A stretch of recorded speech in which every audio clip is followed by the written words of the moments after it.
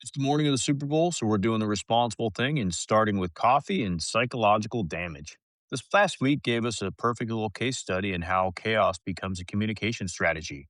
A truth social video gets posted with some conspiracy framing and racist imagery, and then a response that rolls out in stages. First, it's what's the problem? You're overreacting. And then, my favorite, an anonymous staffer did it. The conversation slides from why is the president's account putting that into the world to well, who actually clicked the button? The plausibility of the cover up story becomes the story. And layered underneath is something even more basic. If you can't tolerate 60 seconds of attention before you amplify something, that's not a cute quirk in this job, it's a liability. So today we're looking at ambiguity, scapegoats, and ego management as governance. How it rewards the base, protects the brand, and drags everyone else into arguing about the wrong question.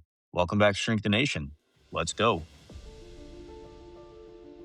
This is Shrink the Nation, a podcast for thoughtful, informed adults, preferably holding a drink and definitely holding a thought. The views expressed here are ours alone. They do not represent our employers, institutions, licensing boards, government agencies, bourbon distilleries, or most emphatically, our families. They've been very clear about that. This show is for education and entertainment only. Nothing you hear is medical, psychiatric, legal, or professional advice.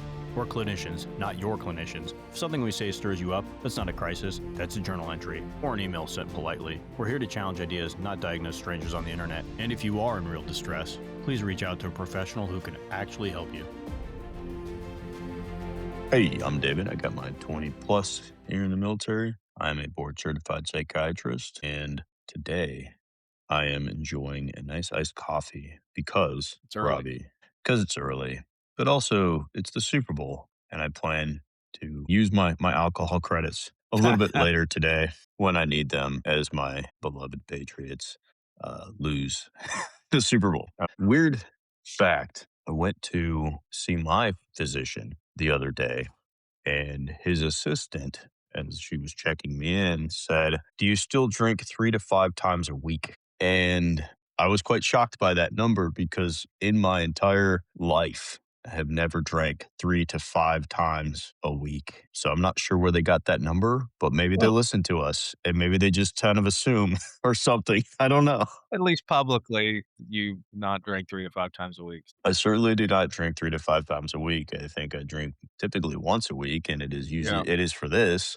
The show, yeah. That caught me by surprise. Yeah. Hey, it's Rob, 26 years in psychiatry, board certified, 30 years in the military. I too do not drink 3 to 5 times a week. It's pretty much limited to this show. And excited to be here with David this morning. It is too early to be drinking though, so I'm drinking coffee. Let's do this. Okay.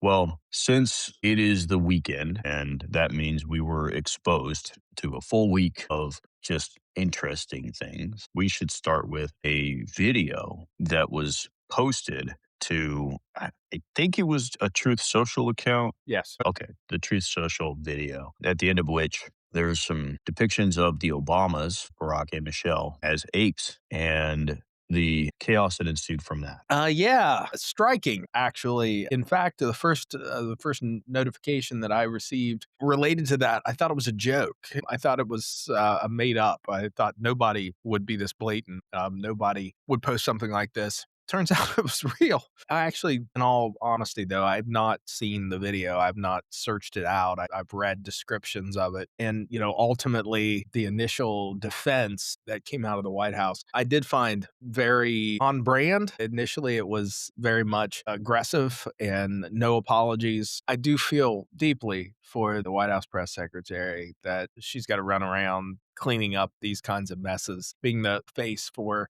these kinds of things. And then ultimately, where they came to was some unnamed anonymous staffer did this, which is so thin. There was a video posted late at night on the Truth Social account. The next morning, when it was pointed out that there were some pretty shocking racist images in that video, difficult to call it anything but that. But then that was pointed out to the press secretary. The response was, yeah, so what? It wasn't racist. It was just a meme video depicting the Lion King, which I guess if you do it in the theme of the Lion King, it makes it less racist or something. If Elton John is singing in the background, it can't be racist. But then it's everyone's fake outrage because if you are outraged by this, You're not the adult in the room. You're the child with the performative outrage, and no denial that it was posted by the president at that point. Now, I do see the attempt to control the narrative. And if you can control the narrative and there's not a lot of pushback on it, then you've won the battle. That's the brand is let's turn it around, point it at you and say, you're the problem, not me. And if it dies down and people accept that, then you've won. The problem on this particular episode was that it didn't calm the outrage. People were still pretty outraged and they still wanted answers. At which point, several hours later, the White House then remembered that, well, it wasn't him that posted this thing. It was an anonymous staffer Yeah. who will, I mean, not, doesn't sound like that person was going to be fired, reprimanded, had a finger shaken at them vigorously with a look on somebody's face, but it was an anonymous staffer who did this, and then they took it down. Conceptually, I love the fact that apparently someone has control of the Truth Social account who is an anonymous staffer. So, in my mind, it was like a 19-year-old kid intern who, like, here's the keys to the car. And it's also just doesn't feel real that this idea that our president is going to give his 2 3 a.m. posting over to anonymous staffers, a guy named Todd or whatever. Yeah. It certainly does not feel real. And it's kind of like, if the defense is, I didn't watch the racist video I post, that's not really a defense. It's a review of your conscience, is what it is. I don't really think through what I do. After that, I believe the next day, then the president himself came out and said, well, I didn't make a mistake. I did like the video. I didn't watch the whole video, but Right. I didn't post it. Then somebody else posted the video after I liked it. And so now what this does, I mean, there's so many pieces to this that are really, gosh, really fascinating, but there's this ambiguousness now at this point. I mean, I'd say most presidents up to this point, well, this would never have happened because they're not posting on social media all the time. But They're not, no. we'll let's ignore that piece. Well, there's a deep thoughtfulness about, when you're in the role of the president of the United States, at least prior administrations have had a deep thoughtfulness of anything that they say publicly because it carries a ton of weight. It carries a lot of meaning. So it's on target. It is consistent with what their policies are, etc. Nobody has been this free. Laissez faire. Yeah, it's like taking your dog to, I don't know, a PTA meeting and letting it off the leash. It's like whoever it ends up humping, it humps, and so what? You bring up an interesting point is that it's redefining, at least for this president, what it means for the president to say anything. It gives this weird free pass to say whatever and have it really, other than dominating the news cycle for a couple of days, then it goes away. There's no blowback, real blowback. There's not going to be any definitive action taken because of this, but it's in part because in the past you had presidents who were so measured and so calculated in what they would say because it would have to be policy adjacent. Anything that they said could really impact the stock markets. It really could impact our relationship with allies. It would impact so much. Yeah. But this particular president, people take the perspective of he says so much. What if what he says is truly reliable? What's reasonable? Now they're building this narrative of, well, if it's something that you did like, it's definitely him. But if it's something that you don't like, it's probably not him, unless some people maybe like it, at which point, well, it could have been him. But the people who don't like it, well, maybe probably wasn't him. And so there's this ambiguous nature to what they're creating because the plausible deniability here is intentional. It's to protect from negative comments from people who don't like it, and it's to not alienate the people who do. When you're running in this nebulous sphere, and especially when you have an ego that is so fragile. And actually, I feel pretty comfortable saying that now because he said the same thing He did. He did. publicly. Yes. I think we're safe to say that he has a very fragile ego. And in order to have everybody like you need for 2 things or 3 things or 9 things to be true all at once, even though they are in conflict with one another. And this administration is attempting to master it. Now, there are holes in it. If you are even capable of higher level thought and looking at this, but if you just want to be appeased, then he's doing a pretty damn good job of just appeasing one little piece of your perspective. Well, and I've said this, I guess, in the past, but in the run up and in the process of achieving power, he was remarkably good in pretending that he could be a leader, that he was a leader. He can affect the qualities that a leader has, but he's really remarkably bad at being in the role and being in that position. Leadership isn't a group chat. Leadership isn't social media engagement. Leadership, the job is actually pretty fucking boring when it comes down to it. It's about reducing the temperature, creating constancy. That's what we expect of our leaders. And this was not that. And this idea now that, he can throw anything against the wall on Truth Social. And I also do not believe for a second that there's anyone else that has control of his Truth Social account. Not for a second. I don't think there's any unnamed staffers that actually have, but you're absolutely right. They've now set up a structure in A which, scapegoat. yeah, exactly. And it's an unnamed staffers.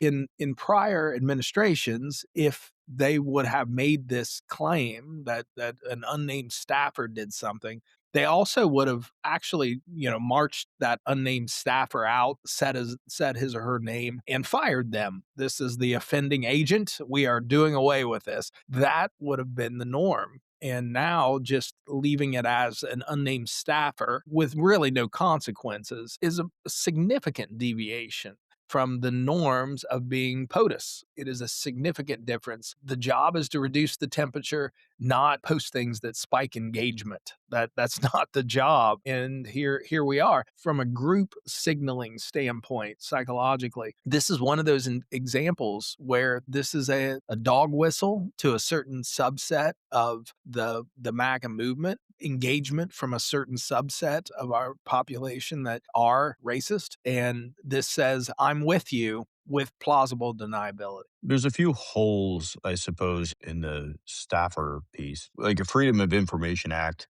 request would probably be, well, who is posting to Donald Trump's True Social accounts? Who is that and when? Like, who are the people, and is that something that can be done?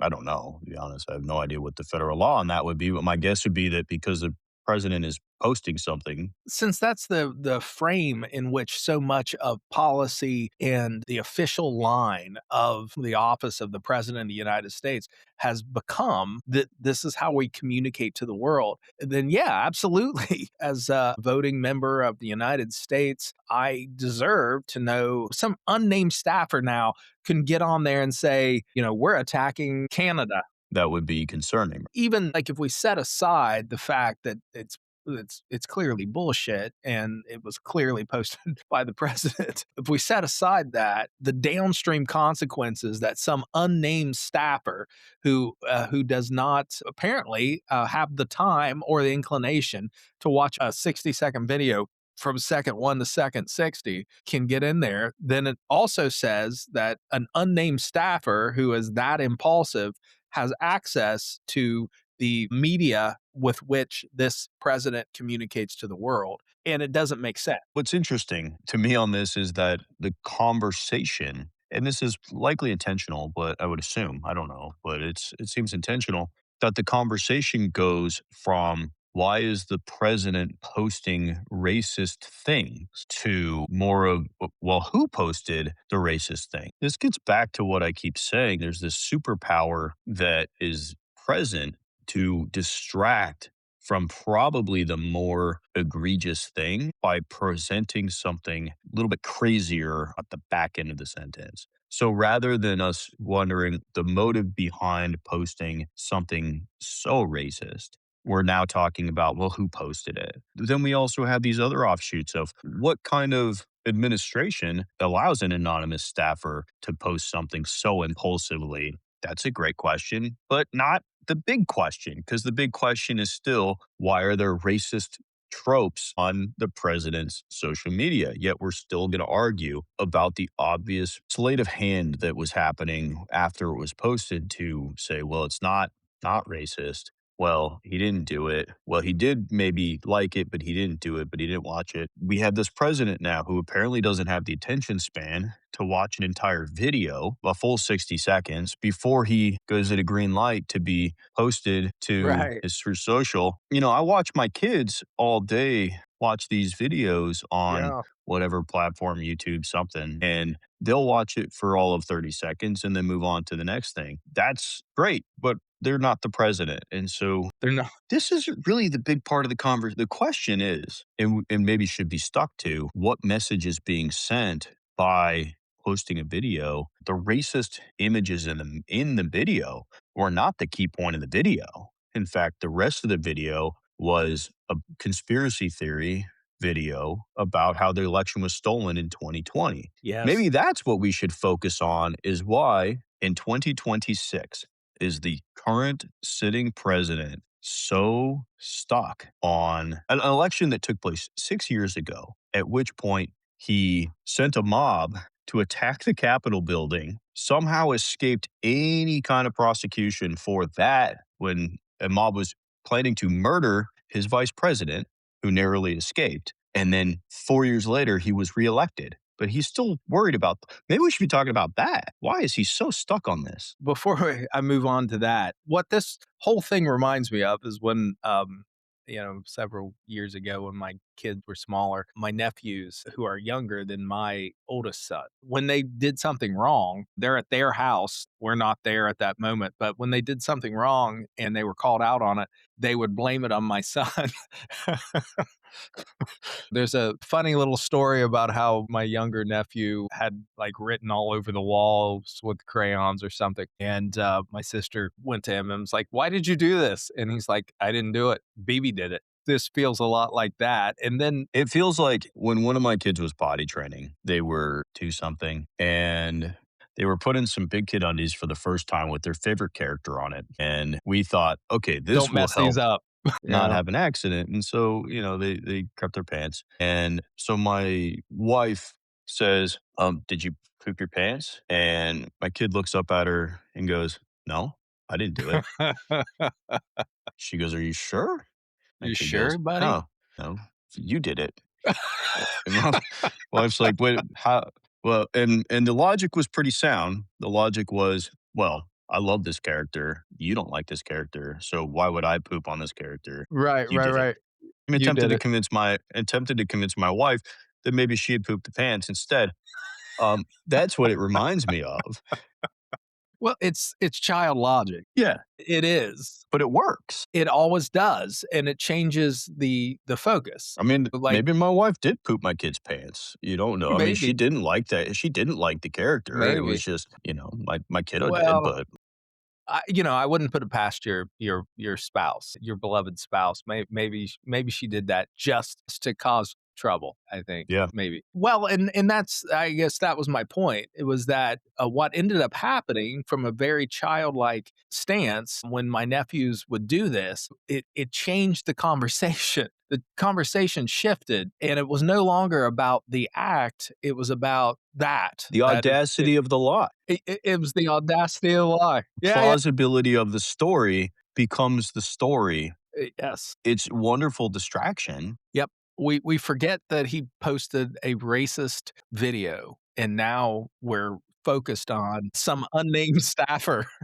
And we have to ignore the fact that if he posted the racist video and he came back and said, well, I liked it, but I didn't watch the whole thing, that's a dog whistle in and of itself. It's not saying I didn't like the racist part. Well, I just didn't see the racist part. I'm not going to condemn something I didn't see. But we're ignoring, I think, maybe one of the more concerning things too, the complete disinhibition. Yeah, the inability to finish a video. And, as I would imagine, there's probably not a lot of PR people out there. I'm not one, I don't know, but I would assume that they would probably say, hey, don't post anything to your social media that you don't know is on it. Do not start posting shit unless you know the entirety of it.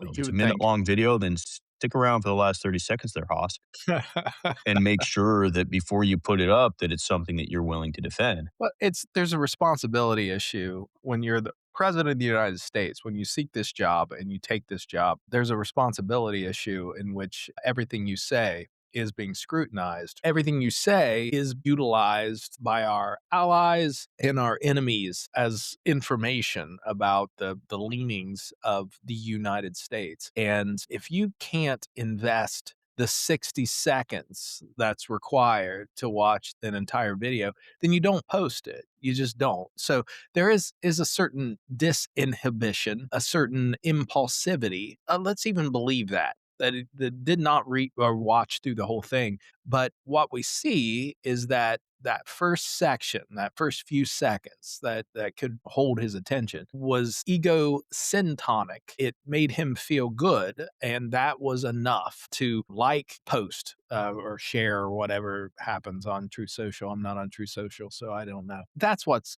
concerning to me. That there's a impulsivity and a disinhibition that is being demonstrated by this in an individual who is in a job where impulsivity and disinhibition is not safe. It's not. It's not an It's asset, it's a it liability. it's a liability in that role, that when you're in a leadership role, I mean, even if you're just leading 10 people, disinhibition and impulsivity makes for a bad leader. When you're in a role of leading lots of people, it becomes a liability to the extreme, which ends up bringing me to the Goldwater rule. So we in psychiatry back in the Nixon days, he was running against Barry Goldwater, and there was a general consensus among psychiatrists that you cannot diagnose someone from afar. That's kind of continued. One thing to be said is at that particular juncture, there was not a consensus on psychiatric diagnosis. So there were a lot of terminology, there was a lot of diagnoses,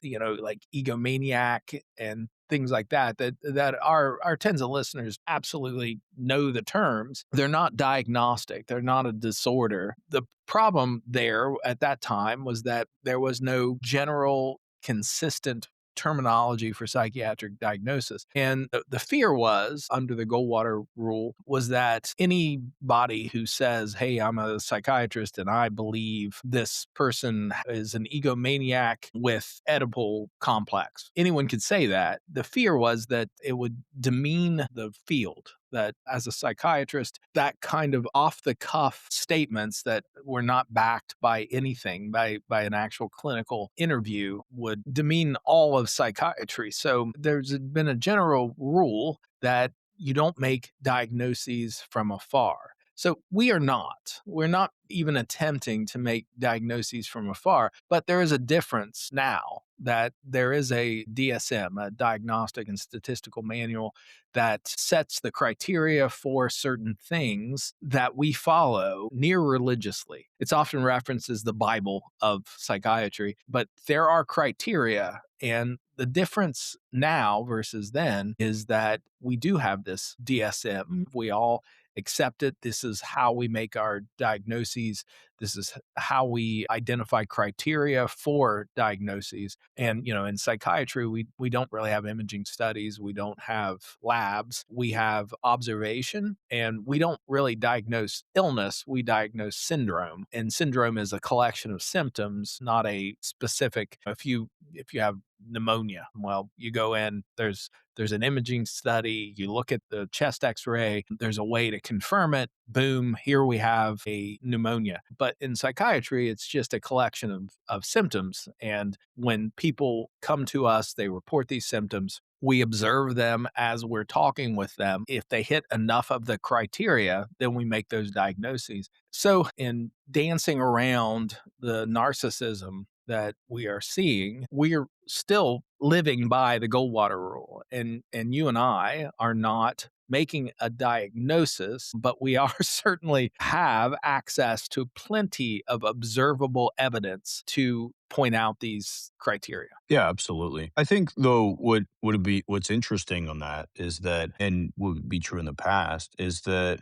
it can be through the eye of the observer. You and I might see different perspectives of anybody and come to different conclusions based off of what we're observing. Now we might come to really similar conclusions, but they would probably still be different. And that's where trying to diagnose from a distance without having a good intimate knowledge of that person's, at least the function at which you see them. But the truth is, gosh, I can't tell you how many diagnoses I probably see on the daily made by psychiatrists who are only able to observe the behaviors of somebody who's in front of them. Now they're in front of them, potentially for hours and hours and hours for a few days on an inpatient psych unit or something like that, Yeah. but without having real communication with the person because they just won't talk to them. Yeah. It's not that it's always necessary, but somebody who has maybe a better rapport with that person might get more information that would lead to a slightly different syndromal diagnosis than the person who doesn't. Yeah, where I work, that's actually more the norm than the exception, that many of the folks that come to us are so ill that they will not engage on any level, so it's left to observation, and, when you have someone on an inpatient psychiatric unit, you can observe their behaviors, like paranoia. Paranoia is something that is more observable than just, "Hey, are you feeling paranoid?" That doesn't yield it doesn't yield much in the way of a result. I find the more symptoms that somebody is willing to offer up to you generally changes the diagnosis to something else. If they're coming to you and saying, I am psychotic and I am paranoid, then you probably Yeah, are neither of those. yeah, And the truth is, I think when somebody has such a public persona, they have that. They have a public persona. And so it is difficult. It'd be difficult based purely off of those things. Now, the president's case, he often lets everybody in with the late night Truth Social posts, like the absolutely. 140 posts over like 4 hours. You do probably get a deeper dive. Is that to the point where I'd be comfortable making any kind of diagnosis? No. But my observations of and his own admission of his ego fragility Yes, have me comfortable enough to say, yes, he has a fragile ego yes. because For he our admits it. tens of listeners, David's referencing a speech that was given this past week at the National Prayer Breakfast, in which the president, in very surprisingly open terms, referenced his own fragile ego. Which is not something that you would have expected, but basically the crux of it was that our president admitted out loud at the national prayer breakfast why this topic came up. I don't know, other than that it's often feels like a stream of consciousness when these speeches are given, but actually said, "My ego cannot tolerate the idea that I lost 2020." In those exact terms, by the way, I'm not paraphrasing to the point of taking away the words. Yeah. I really get to this point where I wonder, especially as the more and more we talk about it, is we're trying to define this presidency in the same terms as past presidencies. When clearly this is redefining what, at the very least, what his presidency is. Like the expectations of this president, the expectations of the role, customs, and norms. They're things that we look at other presidents have done over the last 250 years. And we say, well, they did it that way.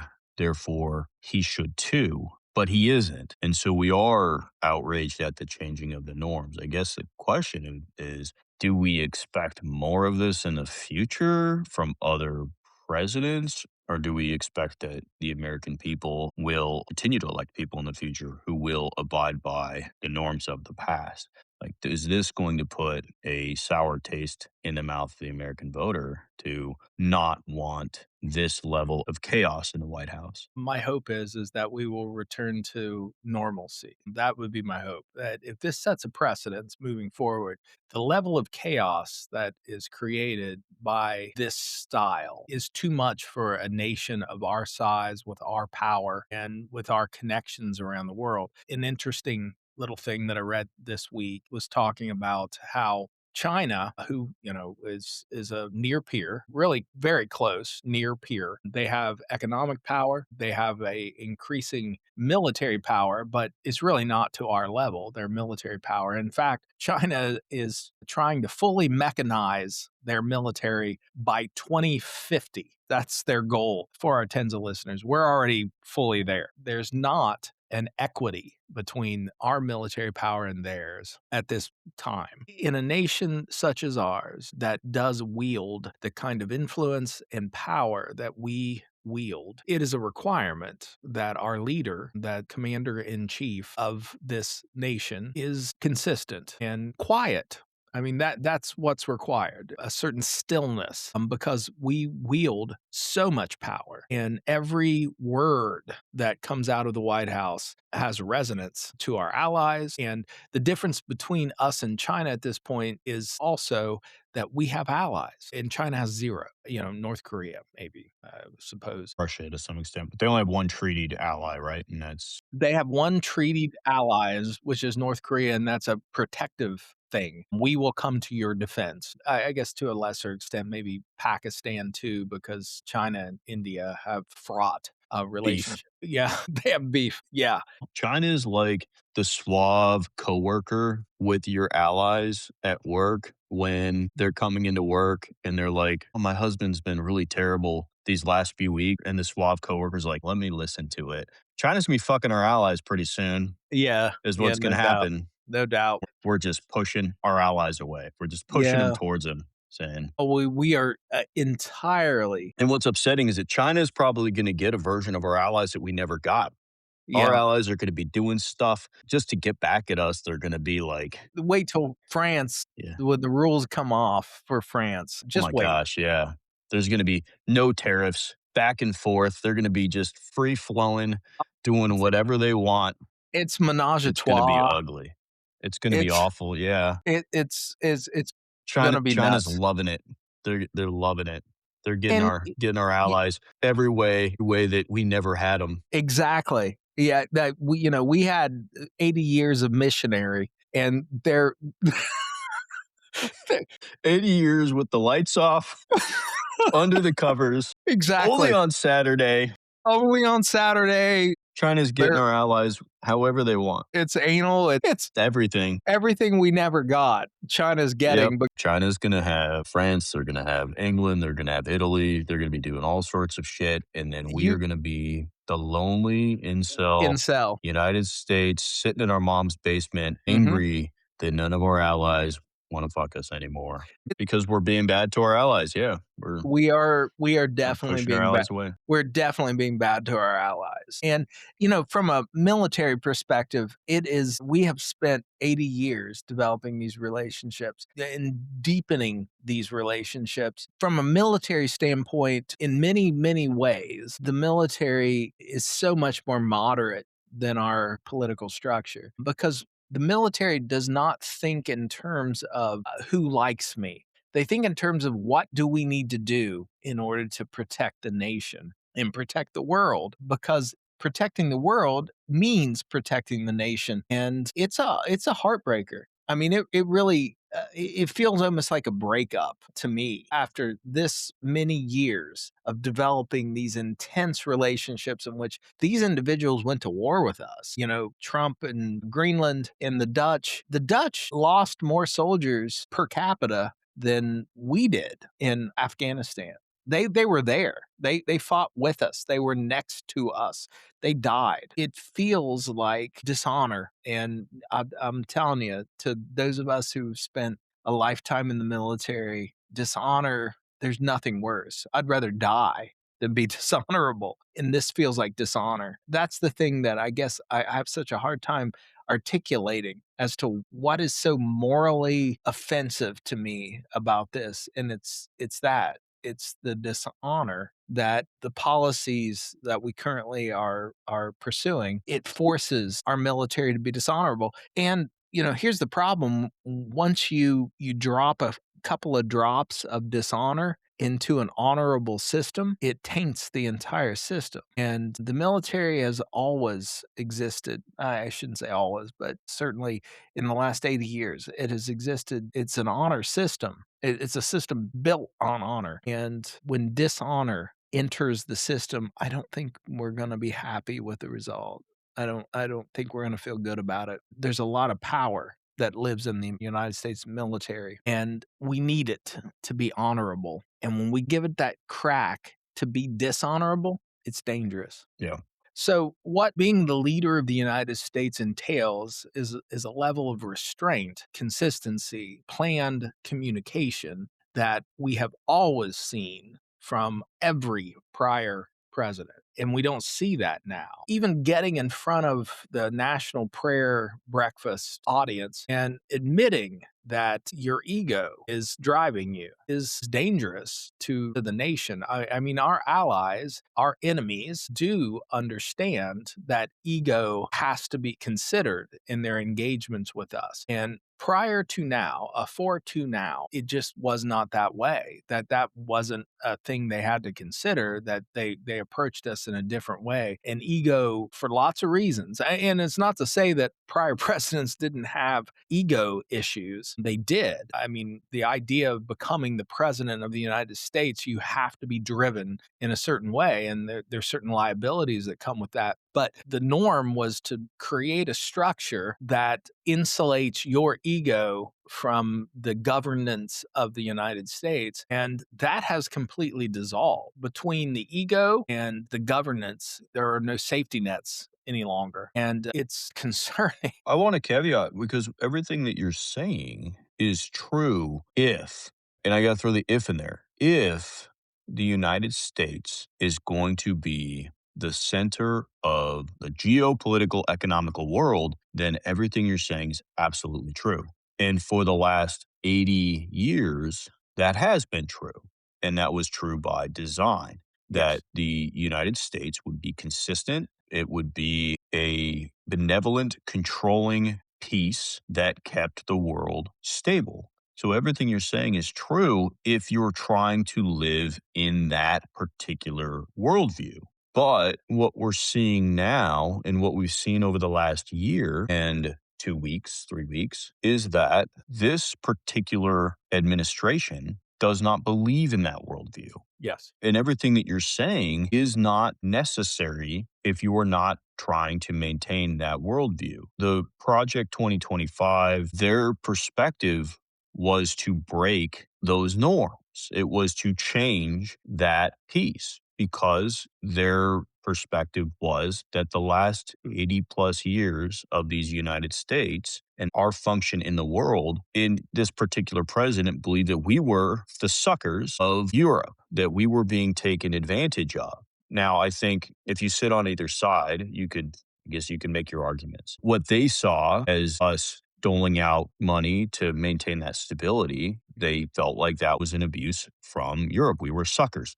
We were just handing them stuff. So, in this world that we live in today, where Europe and our allies are seeing that we are no longer stable and that it does take but one person to consolidate enough power to be able to change those rules completely, it's redefining what the world sees in this role. Yes. And to take a 10,000-foot view of it is that there is consistency. It's consistently inconsistent. So what we see over and over and over again, and what we saw in the first presidency was the same thing.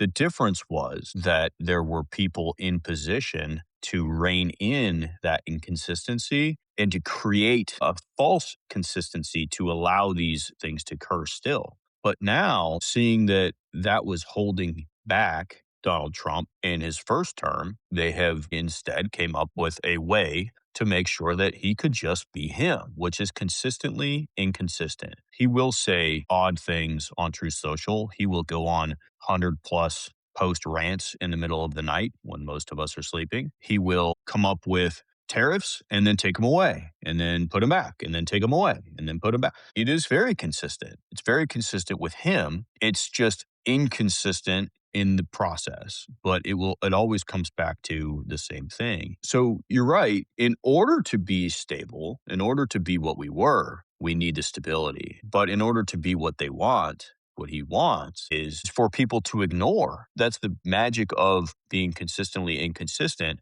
is that people stop listening to the pieces that they don't like and they only listen to the pieces that they do. What they can do from a cognitive dissonance perspective is hold on to the pieces that they like and then say, it's all right. He always says stuff like that Yes. when it's stuff you don't like. And what that does is it creates a leader for multiple groups who don't share the most common moral, ethical standards, but it allows each one of them to feel like it is a leader for them. Yes. From a international perspective, it's terrifying. But from a national perspective, it's consolidating. Yeah. So, to our tens of listeners, I think that there's a point that, David's making a good point. So don't tell him, don't send us in emails saying David was smart there. That would really destroy my relationship with David. There is a significant body, a populace that feels like we were taken advantage of in the last 80 years. Now, the reality is, we are the most powerful nation in the world. We are the most successful nation in the world. We're the most economically stable nation in the world because we were free with our support to the world. It created an environment that was good for business. It allowed us to achieve a certain stability. There's a book, surprise, surprise, surprise. There's a book because there's a book about everything. There's a book called, I believe it's called The Quiet Peace, that talks about the period prior to the 1940s, the post World War II world order. And, at that time, every nation was basically struggling in its own interests. Struggling in your own interests ends up resulting in lots and lots of conflict. And it was not a good time. There was not a period of time that didn't go by in which there was major engagement of the great powers of the world fighting one another. And then post World War II,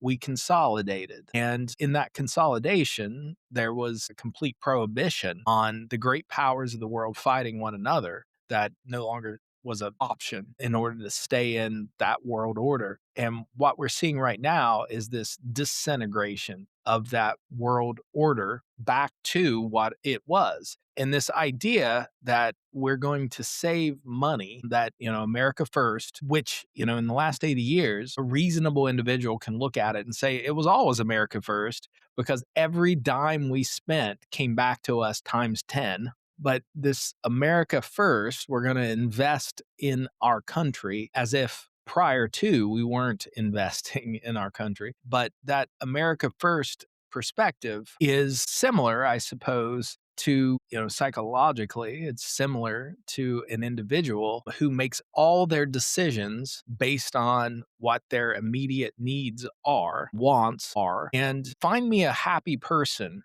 that is self interested. Find me a single happy person that's self interested. Other than David, find me one single self interested person who's actually happy, because as it turns out, happiness often comes from our relationships, our engagement in the world, our engagement with the people around us, spending our emotional capital to develop relationships and to deepen them. There is a great deal of cost to that, but it comes back. And what this America First policy is self-interested. It's self-interested to the point that it puts our allies at risk. They don't trust us any longer. They can't rely on us. We had a good thing going. I mean, we had a great family from a Bowen Family Systems. We had a great family. And now that family's disintegrating. It's everyone for themselves. You can't trust us. And we have stated out loud that you can't trust us. We're not responsible for you. On one level, there's a false sense of healthiness to that. We're not going to take responsibility for others. And again, if I'm in psychotherapy with someone who's overly responsible for those around them, I'm going to talk to them about that. You can't be the emotional regulator for everyone. That costs you something.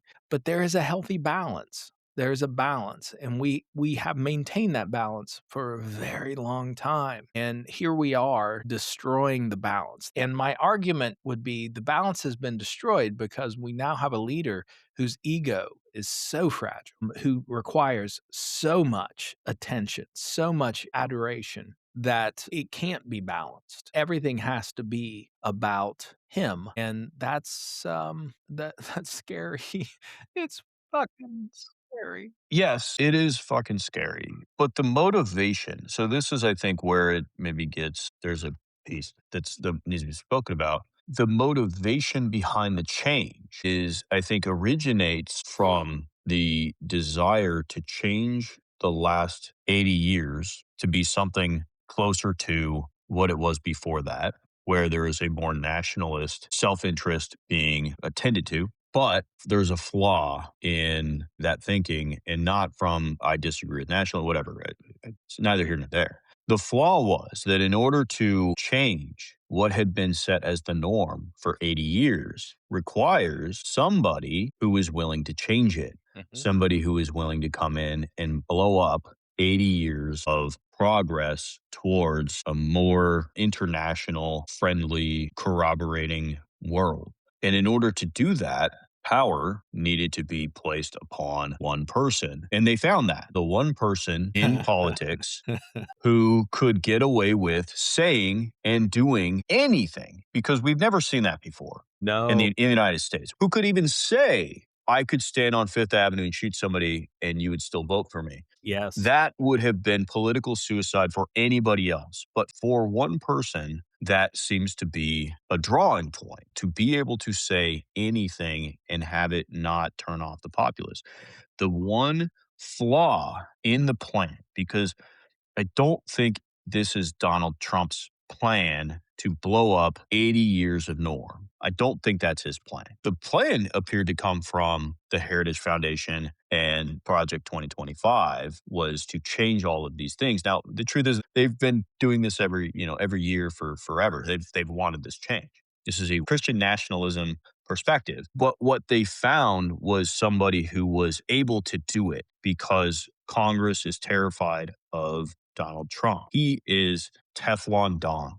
He can say, do, act, whatever he wants, and people will still come back for more. And I think January 6, 2021 was absolutely the point on the resume that said that he could do anything. The flaw here is that Donald Trump is not going to do everything that you want. He's a wonderful disruptor, but as he has said, his ego is what drives him.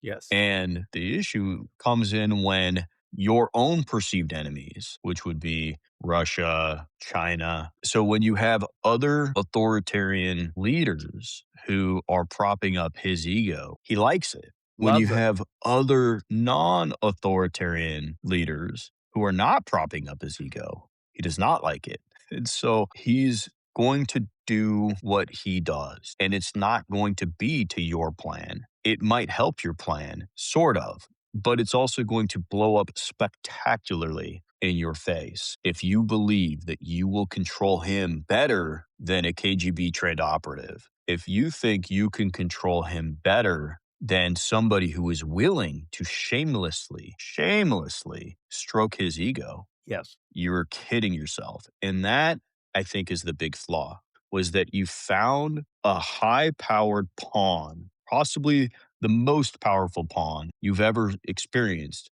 but you forgot the one thing is that he still was going to do his own thing. Especially if he figures out that you're trying to control him, he will do the opposite thing just to piss you off. Well, feeding one's own ego is never going to be for the greater good. And you nailed it. I mean, there's a reason why he identifies with other authoritarian regimes because they feed his ego. And he said this.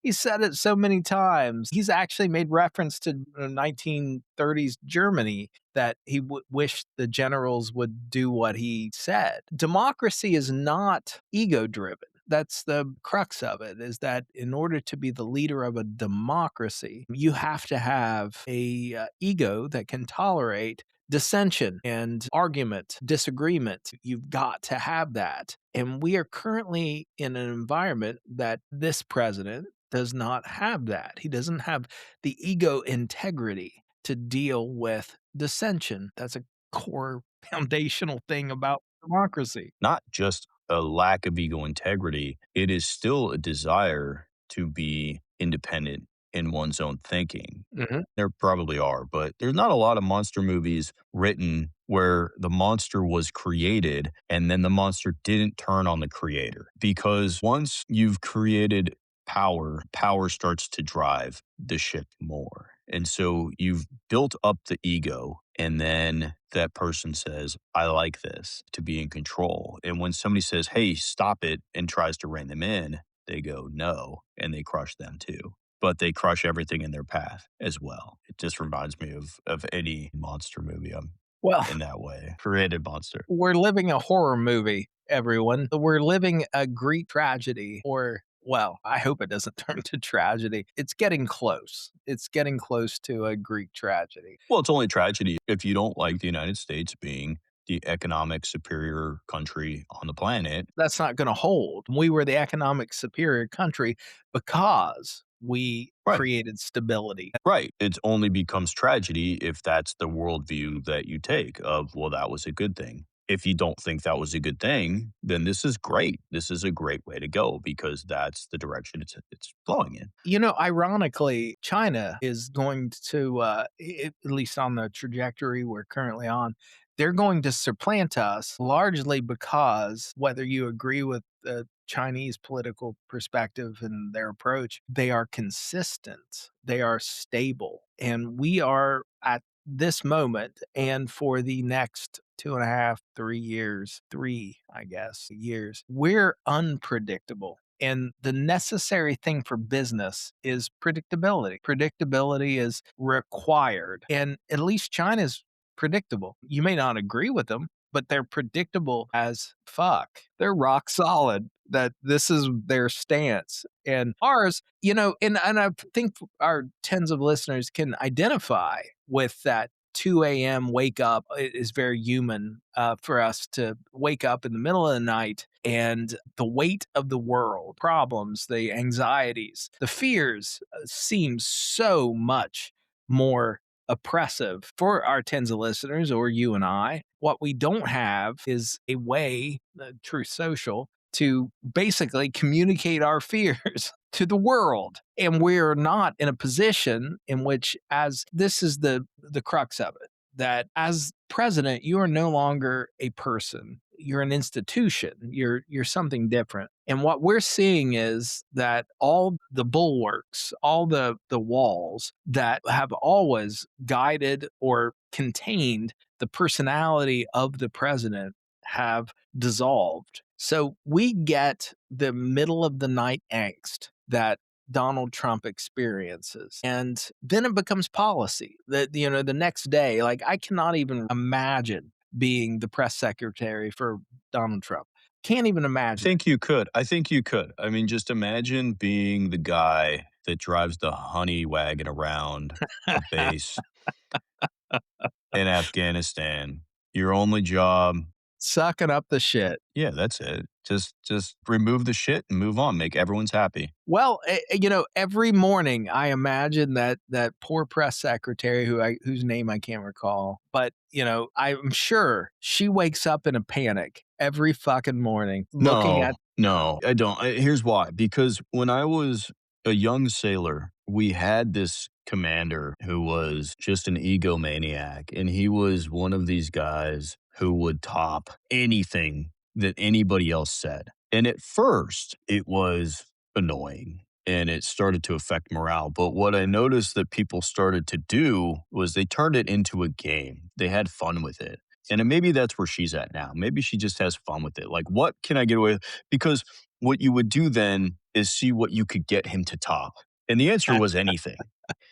So you would come Uh, in and you'd say, "My gosh, I think I got crabs or something last night from some girl out," and he'd be like, "Oh, that's nothing.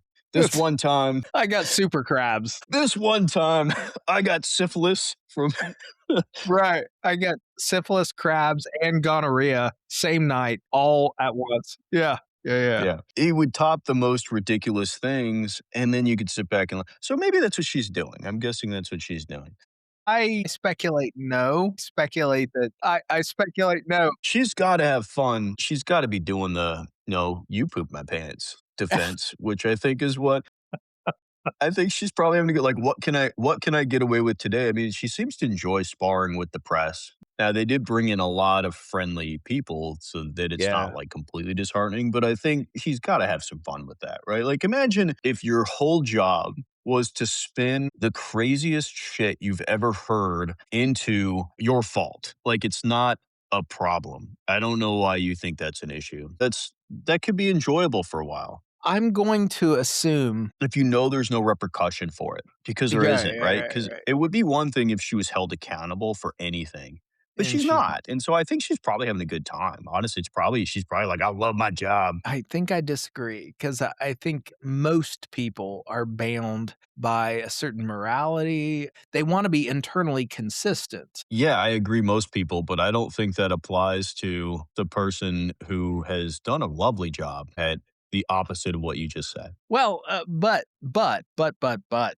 I am hesitant to assume that about her because I know nothing about her. You know, we can talk about the president because the president. Oh, I don't wanna blame her, I'm just saying she's really good at I'm saying maybe she's having a great time. Maybe she's having a lovely time doing it, having a blast. I think she goes to bed in terror. I think she wakes up and checks the news and is like, "Shit, what do I have to do today? What Fire up the do honey I have?" wagon. Yeah, exactly. What kind of shit do I have to suck up today? Yeah, I actually I have a great deal of empathy for her, even though she's a professional and she comes out and she appears like she's confident in the bullshit. And there's something to be said about somebody who can stand covered in shit and tell you they're clean. There's something to be said about True. that. It's You impressive. shit my pants. You shit You my did. pants. You did. BB did it. BB did it. Yeah. I mean, I was just as shocked as you are. Imagine my how distraught I was when you When you shit my shit my pants. pants. Well, and that's what we've come to. I mean, that's what we've come to. Imagine my distress when you shit Yeah, my pants. exactly, and I think This there's should be the gotta be title of this some episode, by the way. Imagine my maybe it will distress be. when you shit my pants. There you go. That'll be it. Alright. Well, I think it's prescription time. Let's Shit. talk prescriptions. So, I think what we should do is start a Stafford did it jar. So and I think you could do this at home. I think it'd be a good retirement plan.